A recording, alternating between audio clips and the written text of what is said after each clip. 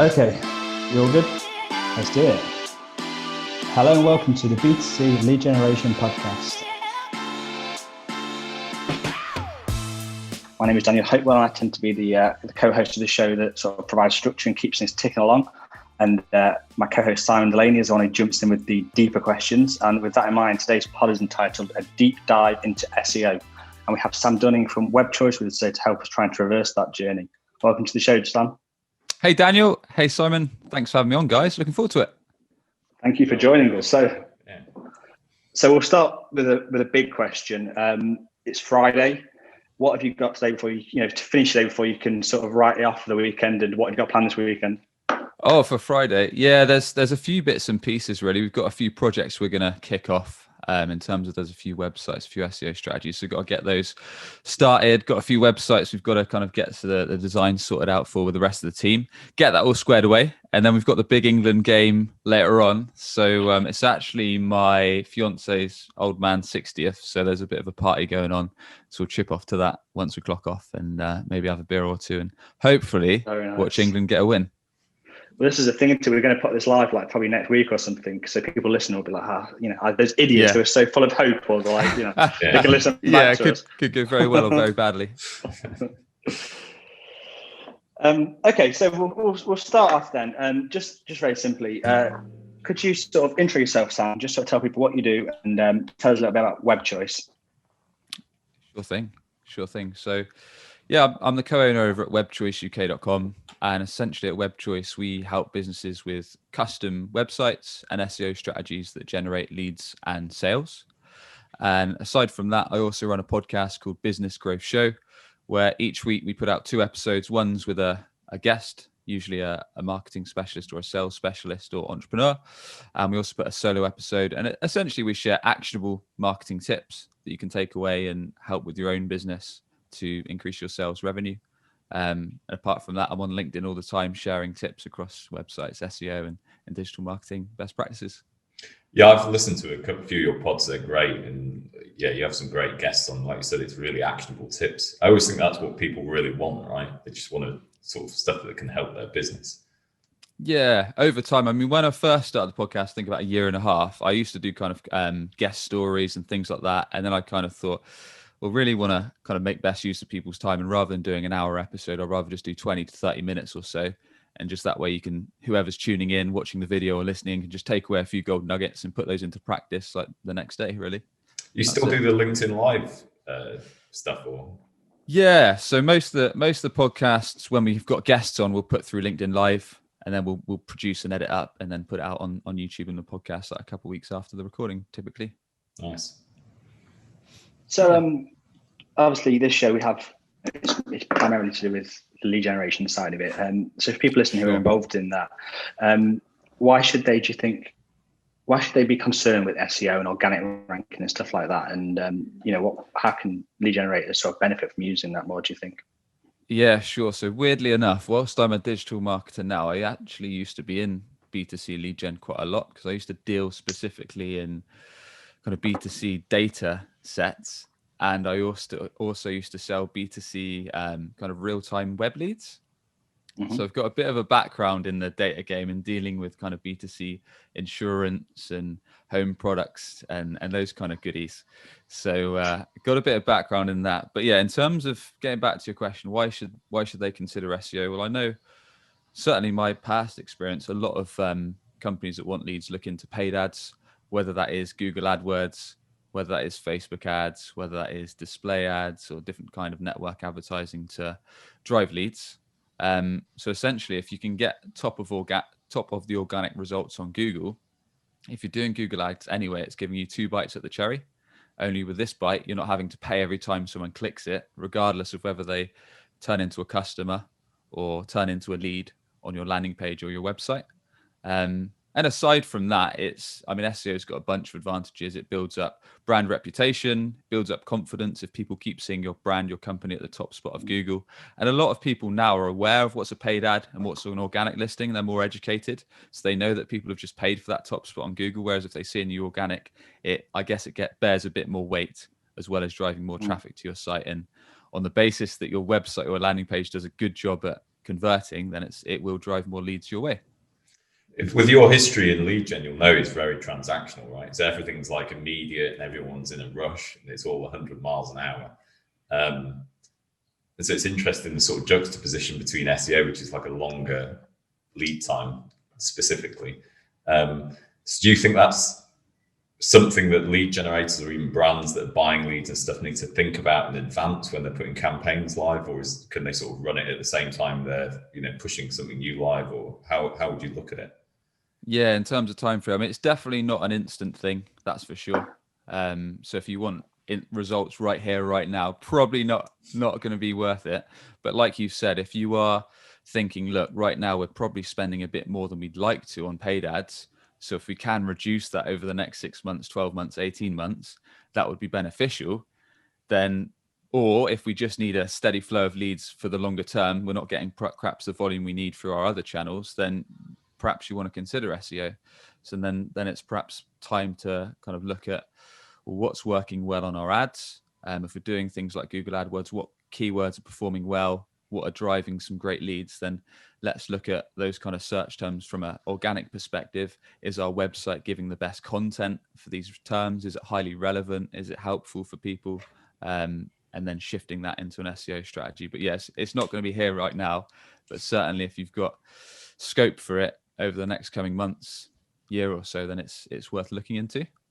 And I think that feeds into something that we talk about quite a lot, which is for brands, it's less important, but I guess it is in another way, which is a lot of lead generators, they're just seeing it as like the generation of a lead rather than building a brand. And you feel like driving SEO as well, either via a site that you build or via the landing page, is going to start to actually have this brand reputation that they can build on going forward, rather than just this really sort of short mindset of like generating leads, like you say.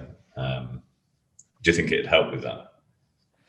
Yeah, exactly. Because as with many pieces of marketing, customers are fickle, right? So even if they've clicked your ad, it doesn't mean, and even if they've liked your offer, it doesn't mean that they're gonna fill out your inquiry form, request a demo, or whatever the B2C kind of next step is, fill out some kind of form or come in as a lead just because they've done it right there. And then they might go onto your site, flick off, forget about it, see an ad another day, then do it on that time. Or in SEO's case, they might see you at the top of Google organically, and then think, great, have a look around your site or your landing page. Then a few days later, maybe see a social ad, maybe be reminded of you, and then go on that next journey. So it's very much the buying process, or the lead gen process, is very fickle. And as you guys probably know, it can't always be attributed to a certain channel.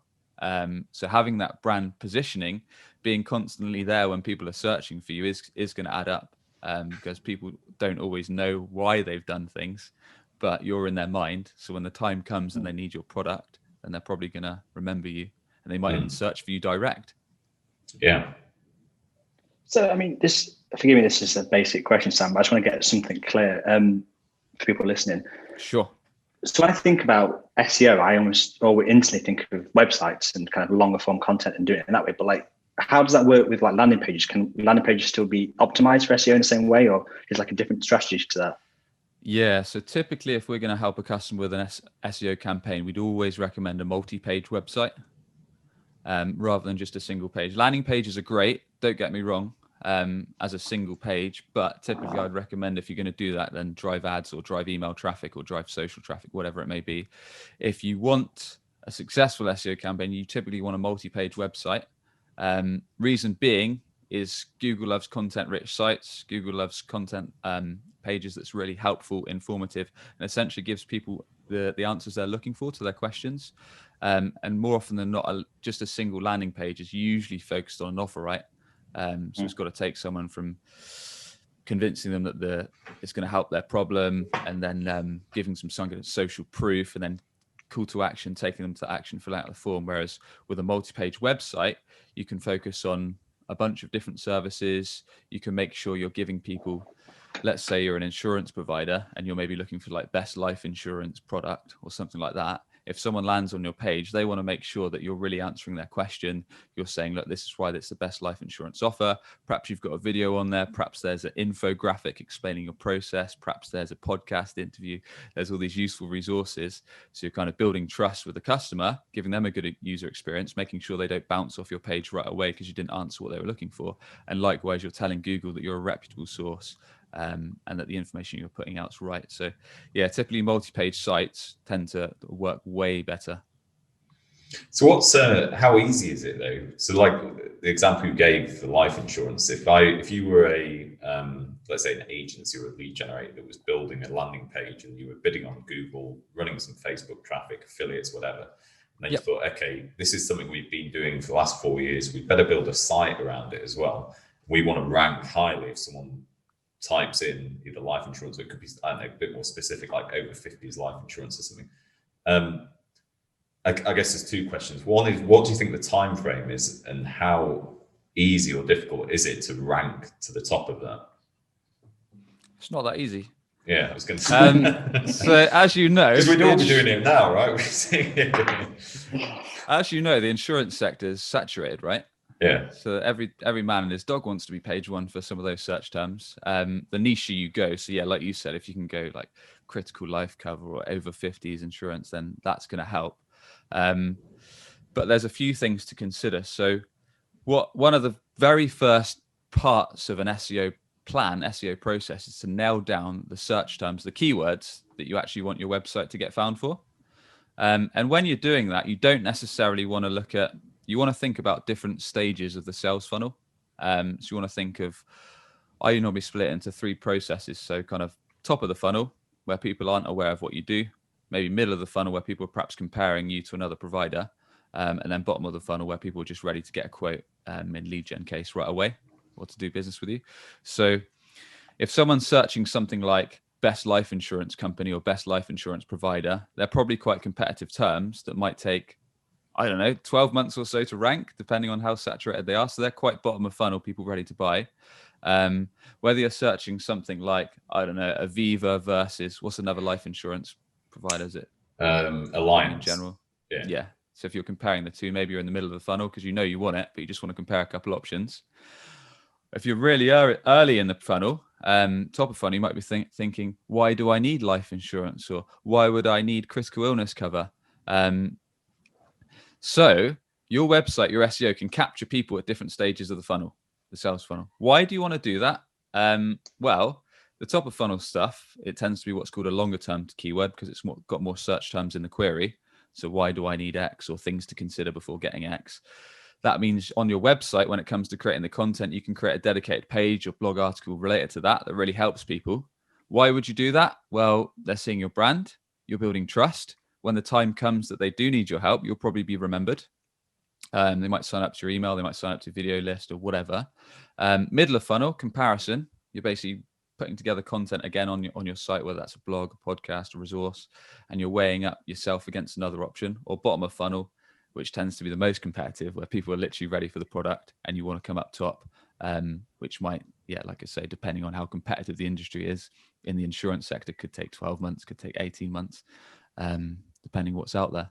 Yeah, this is the thing, right? Because lead gen, I just did a post base yesterday or the day before.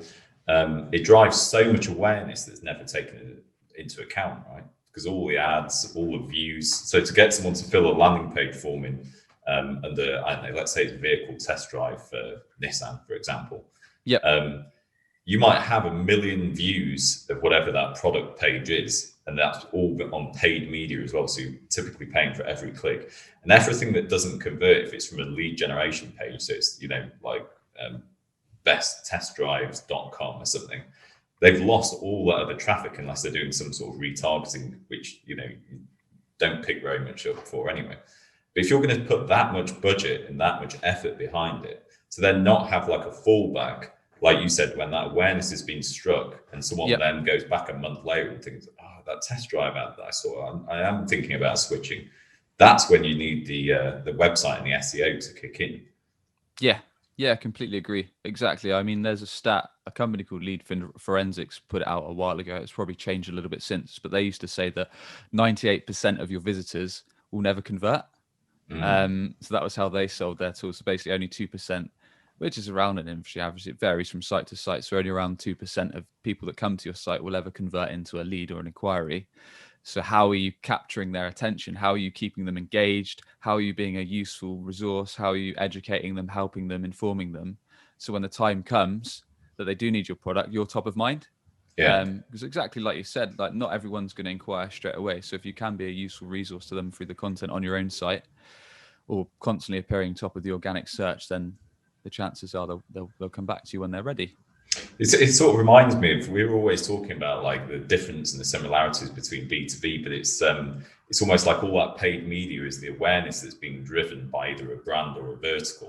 And then it's when you need the non-paid organic to actually be the intent channel. It's like the reverse almost. If only 2% are converting on the actual intent channel you're going for. But I think the same about brands as well. So let's say, I don't know, you are Bulb Energy. Who've grown and grown and grown recently. And so you rank really highly under your own brand and everything else. But if someone then searches something like, I don't know, best energy comparison, they'll virtually never be there and they won't be bidding on it either. A bunch of lead generators will be bidding on it to try and capture leads to sell back to Bulb. And then top ranking will be just some comparison site or something like that. I always think brands just aren't taking advantage of SEO either. Yeah. A tricky point there, Simon, is on those kind of terms as well, is that those kind of sites do very well. So when you search like, it's the same in our sector, right? So if you search like best energy comparison or compare web developers in my space or compare SEO developers, quite often the page one is just of organic search is just full of these directory sites, right? That are geared up to lead gen. And why do they perform well? Well, they're so content rich.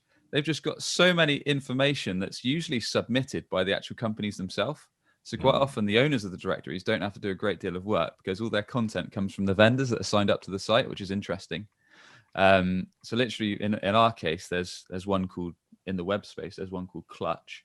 There's another one called Good Firms. And basically agencies pay to be on these sites, but they're aggregating content from the agencies. So they're getting rankings on Google purely by the content that the companies that want to be listed on there submit. They even get the companies to submit blog articles and stuff like that. So it's worked really well. But yes, it's generally comparison sites tend to be page one when you're searching comparisons. But it's interesting. So is that company you've just mentioned, are they kind of spending quite a lot on paid ads, but they're not coming up on any organic searches? Is that right? Or who's that Bulb? Yeah.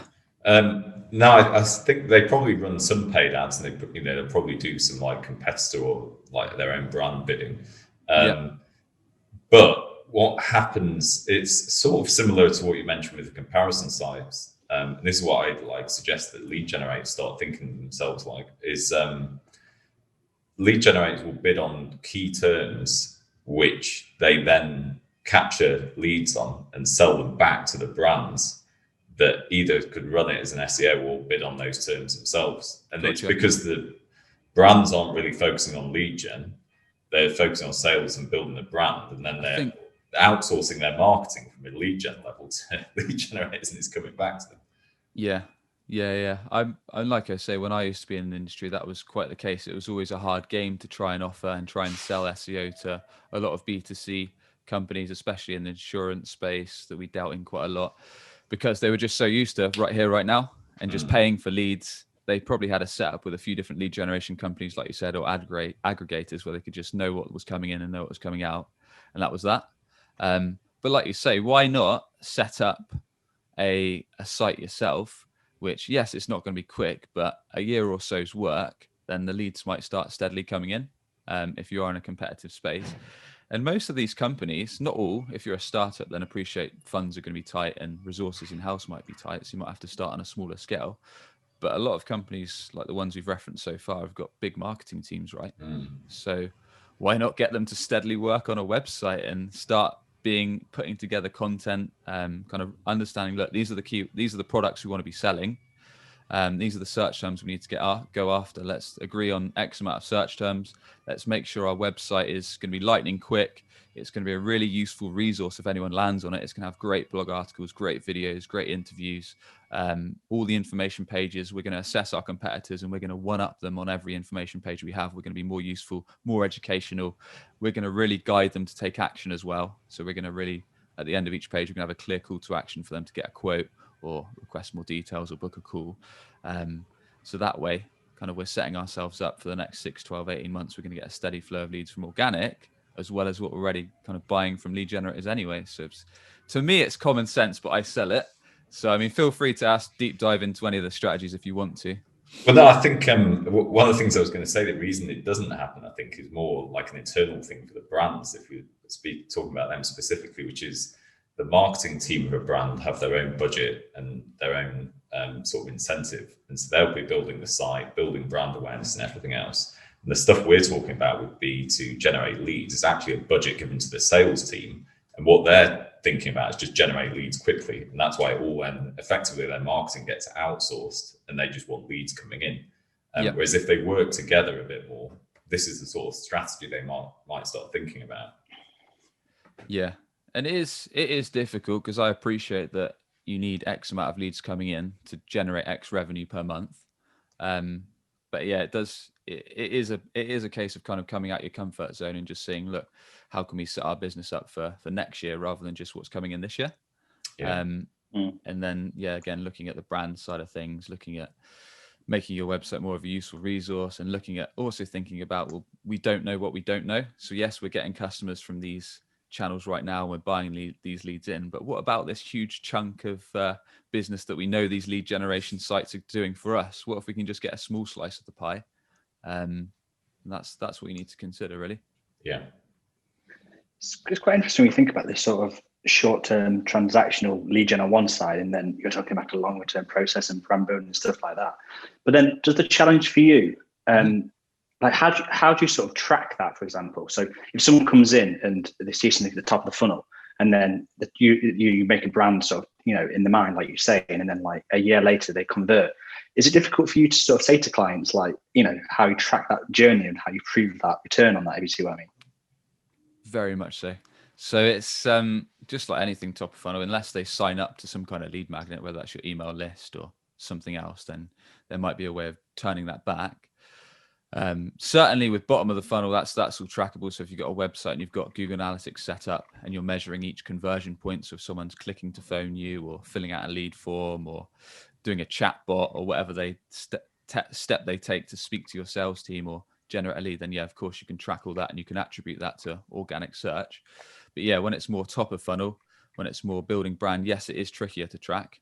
I mean, I suppose one way you can do it is whenever they come in on board and speak to a sales rep, you measure, you ask them, look, how did you find us originally, or how did you stumble upon us? And you note that down in the CRM. But like I said earlier, not everything's trackable.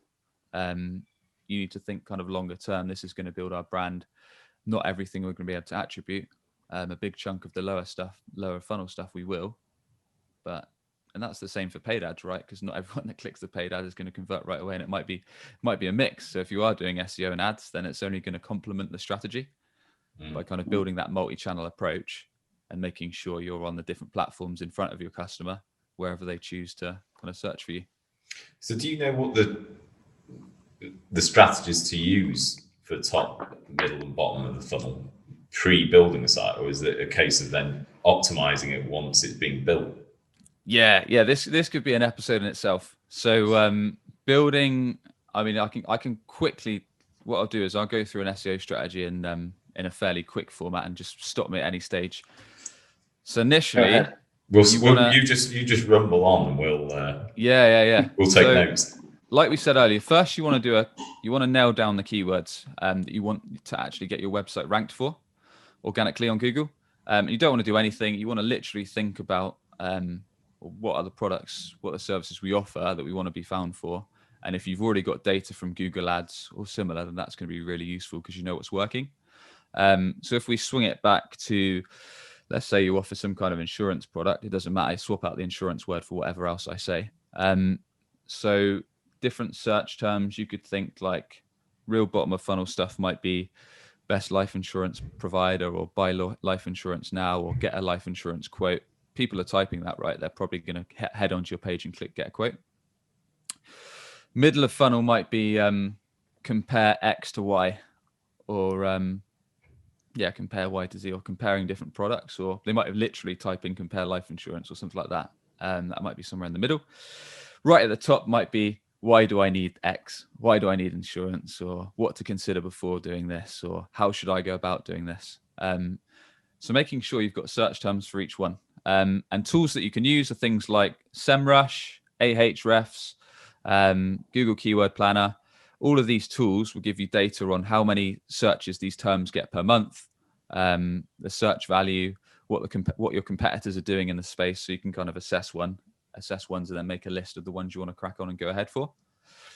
Once you've nailed down the search terms you want to look at, there's two main elements to SEO. Everything on your website, on-site SEO, and everything off of your website called off-site SEO. So the key, first of all, before you rush off and start doing what's called building backlinks and chucking out a load of content on other websites, is you need a solid foundation on your website, right? So you need to look at your website from a technical perspective and from a content perspective.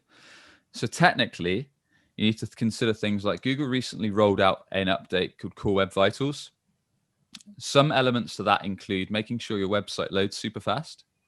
And there's a great tool that you can use called Google PageSpeed Insights. And you can just put in your website URL and they'll tell you your page speed on mobile and desktop. Ideally, and they'll give you a score out of 100. And if it's kind of under 90 or so, they'll give you actionable tips. So it might say like your images take too long to load, or something's wrong with your technical like JavaScript, or there's an issue with your code, and you can kind of bring that to your web developer. So you want your mobile and desktop page speed under close to 1 second or less than 1 second as possible. You also want what's called a mobile first design on your site. Is now typically about 60% of all searches are made from mobile. Some websites a bit less, some websites a bit more. Having just what's called a responsive design on your website is no longer good enough. So that's basically where your website adapts to mobile, it adapts to PC, it adapts to tablet. That's okay, but if you can go mobile first, most people, especially in the B2C sector, I imagine, are flicking through their phone at night time. Perhaps they've seen your ad on Facebook, whatever. If your site doesn't work well on the mobile, they're going to head to a competitor that works better. So doing that, making sure your site's fast to load. And then there's a bunch of more technical things, which I won't bore you with too much, but making sure things such as the meta titles, meta descriptions on each page are relevant, again, to the search terms you've picked out at the start. So your homepage might be best life insurance provider if you're a life insurance company, and your description might be a little snapshot of kind of what you provide. And that's the listing that's shown on Google when someone sees your ad, the meta title and description. And then doing things like alt tags, which are over images. So when people hover over images, they know what it means. So looking at all those technical elements and how your website is structured, and then looking at the content. So you don't want to jam every keyword that you have to your homepage, because it might not be relevant, especially if we're looking at more of these top of funnel searches. So what to consider before getting life insurance. You might want to do a dedicated page on this, which again, like we talked about earlier, is a useful resource. So it kind of gives everyone they need to weigh up the pros and cons of it, gives them some useful content, gives them some maybe a useful video, a useful infographic. Quick tip on content is, if you get common questions from your customers each and every week, like how do we do this, or what's the best way to do X, or what should I consider before doing X? And if you're not sure what these questions are, you can ask your sales reps. You can literally say to your sales team, what is the most common problem or objection that our customers come to us each and every week without fail? They'll probably give you a list of 5 to 10 objections that you get from customers why they don't buy. Create content on that. Put that as a website, blog post, article, or information page. Why? Well, there's demand for it. People are probably searching for it because it's a common problem you get each and every week. So yeah, structure your content accordingly, make it relevant to the search terms, make it as helpful as possible, do all those checks in terms of speed. So then you're basically making sure that your website has a solid foundation. Once you've ticked off all those boxes, then you can start cracking on with something called offsite SEO. So this is things like creating articles, press releases, informative blogs, infographics, animated videos, and building backlinks. Why do you want to do that? Well, on-site will only get you so far. If you're in a really niche industry, you might be okay. But most of the things we're talking about, insurance space, energy sectors especially, are very saturated.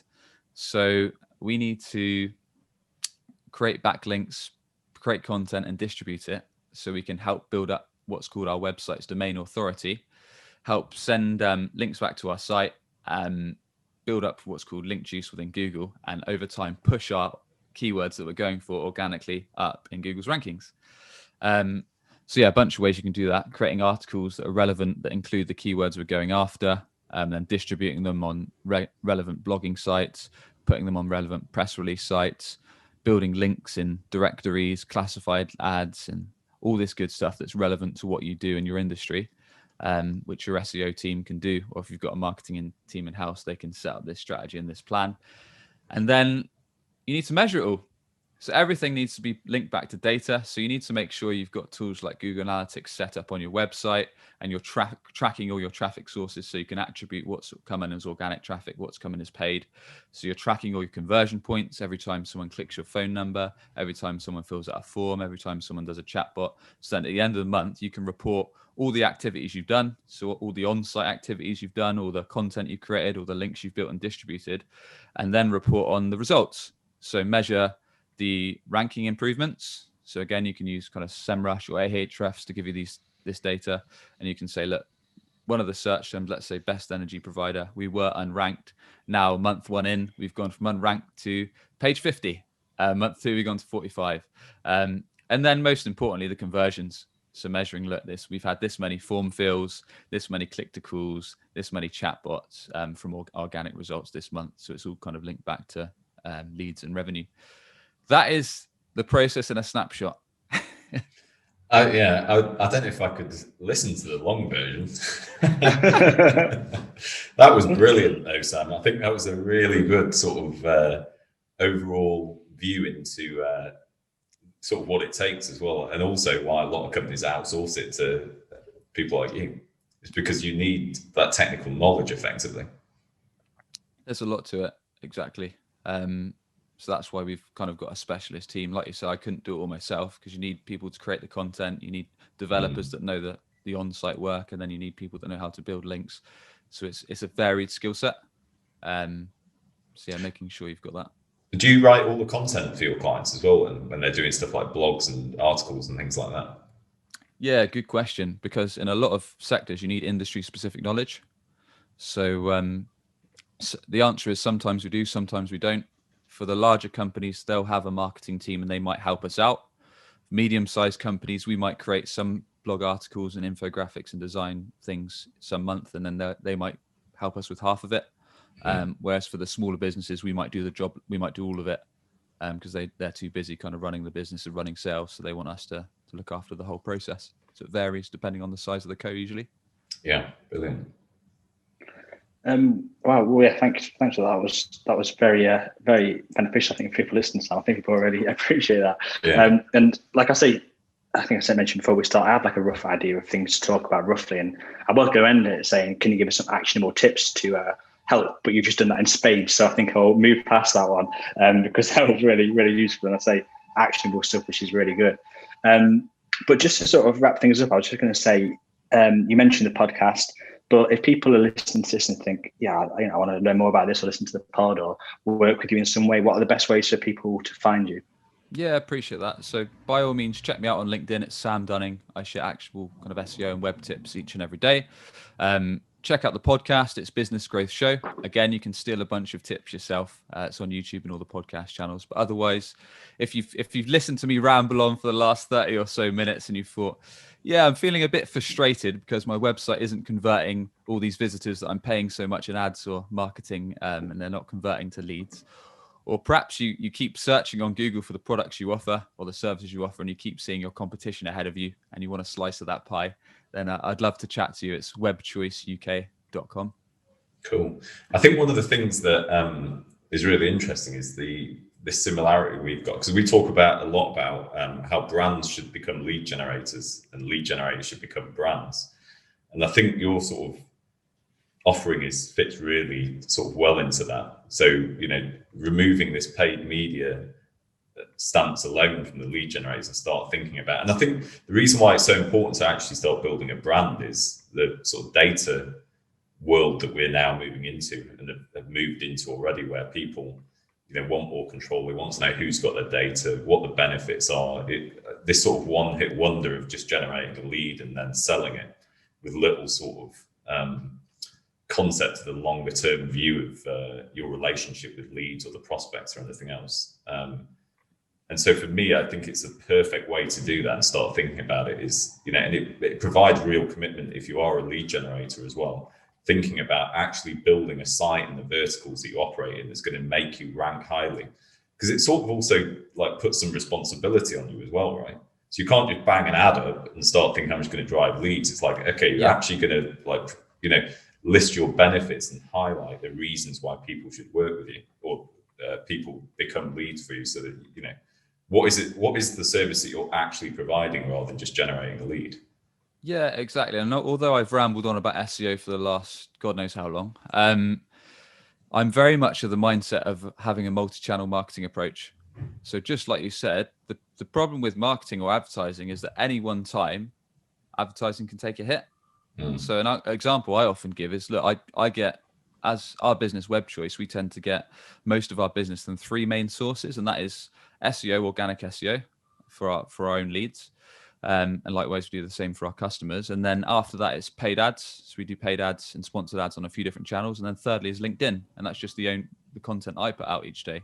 And we get quite a lot of inbound opportunities from that. So that's our 3 top channels. And there's a few after that, of course. But if one of those channels takes a hit, I know that I've got SEO, I've got paid ads. Let's say LinkedIn changed tomorrow and LinkedIn went pay to play.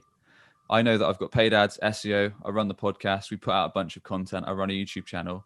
All those channels are still going to feed leads to me. Whereas if you put all of your eggs in one marketing basket, like paid ads or whatever it is, if that crashes down tomorrow, what are you going to do? If you've got SEO and you've got all this evergreen content that's on the internet, it's not going anywhere, you know that that's probably going to be okay for a while. And over time, that's going to feed you some leads. So it's having that mindset of not everything has to be under one channel. It must be a tough gig ranking organically for SEO on Google, because every SEO company must be trying to outcompete the other. Oh, God, yeah. SEO and web development. So one of our terms at the moment is web development company that we're page 1 for. But there's literally 100,000 or so web agencies in the UK. So it's quite a game. A bit like life insurance, really, I suppose, in terms of competitiveness. Yeah. Cool. Well, thanks for that. That was absolutely brilliant, Sam. I'm sure the listeners have taken a lot from this. And we'll see whose podcast ranks most highly in Finland under marketing. We were number 5. I need to check it. Yeah, I haven't checked the stats. We were number 5 for a day, and then it just dropped. There was one day we were number 5. You might have dropped even more after this episode. Let's be transparent. We're now down to 45. I'll take it. Thanks so much, Sam. Yeah, thanks, Sam. Cheers, guys. Enjoyed it. Take care. Bye. Thanks for listening to the B2C Lead Generation Podcast, the show for serious lead generators. Be sure to hit subscribe to hear more from those at the very cutting edge of the lead gen world.